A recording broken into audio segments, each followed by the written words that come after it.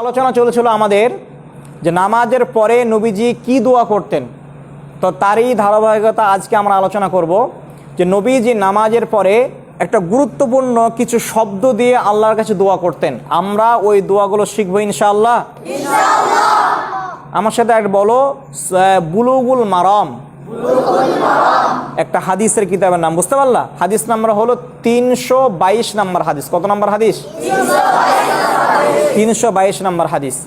এই হাদিসের মধ্যে একজন রাবি আছে, সাদ ইবনে আবি ওয়াক্কাস রাদিয়াল্লাহু তাআলা আনহু। তিনি বলেন যে কানা রাসূলুল্লাহ সাল্লাল্লাহু আলাইহি সাল্লাম কানা ইয়াকুলু ফি দুবুরি কুল্লি সালাতিন মাকতুবা, যে নবীজি 5 ওয়াক্ত নামাজের পরে এই সমস্ত বাক্যগুলো বলতেন। আমার সাথে বলবা, হ্যাঁ আমার সাথে বলো, আল্লাহুম্মা ইন্নী আউযু বিকা মিনাল বুখলি। বুঝতে পারলা? বুখলি থামলে বুখল হয়ে যাবে। তার একসাথে বলো আবার, আল্লাহুম্মা ইন্নী আউযু বিকা মিনাল বুখল ওয়া আউযু বিকা মিনাল জুবনি। এখানে ওয়াকফ করলে কি হবে? ওয়া আউযু বিকা মিনাল জুবন। বলো,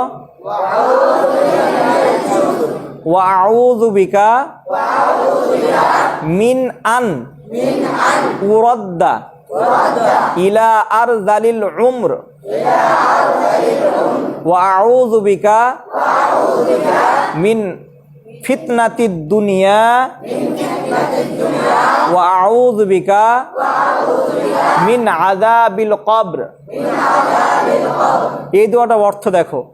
এই দোয়াটার অর্থ হলো আল্লাহুম্মা ইন্নী আউযু বিকা মিনাল বুখল। হে আল্লাহ, আপনি আমাকে কৃপণতা থেকে আশ্রয় দান করেন। আমি আপনার কাছে আশ্রয় চাচ্ছি কৃপণতা থেকে, আমাকে বখিল বানায়েন না। এটা দোয়া, মানে বখিল হওয়া ঠিক না, কৃপণ হওয়া ঠিক না, ঠিক আছে? আল্লাহর রাস্তায় তোমাকে খরচ করতে হবে তোমার সম্পদকে। এই জন্য আল্লাহ দোয়া করছেন, আল্লাহুম্মা ইন্নী আউযু বিকা মিনাল বুখল। হে আল্লাহ, আমি কৃপণতা থেকে তোমার কাছে আশ্রয় চাচ্ছি। কত সুন্দর দোয়া। তারপরে ওয়া আউযু বিকা মিনাল জুবন। হে আল্লাহ, আমি কাপুরুষতা থেকে তোমার কাছে আশ্রয় চাচ্ছি। মানে ভীতু হওয়া চলবে না। যখন ইসলামের জন্য নিজের জীবনকে উৎসর্গ করার সময় আসবে, তখন নিজের জীবনকে উৎসর্গ করতে হবে, বীর পুরুষ হতে হবে। বুঝতে পারলে তো? এ দোয়ার অর্থ হলো ওয়া আউযু বিকা মিনাল জুবন ওয়া আউযু বিকা মিন আন উরাদ্দা ইলা আরযালিল উমর ওয়া আউযু বিকা মিন আন উরাদ্দা ইলা আরযালিল উমর, মানে বার্ধক্যের সময় অসহায়ত্ব থেকে আমি আপনার কাছে আশ্রয় যাচ্ছি। মানে বার্ধক্যের সময় তুমি আমাকে একাই ফেলে দিও না।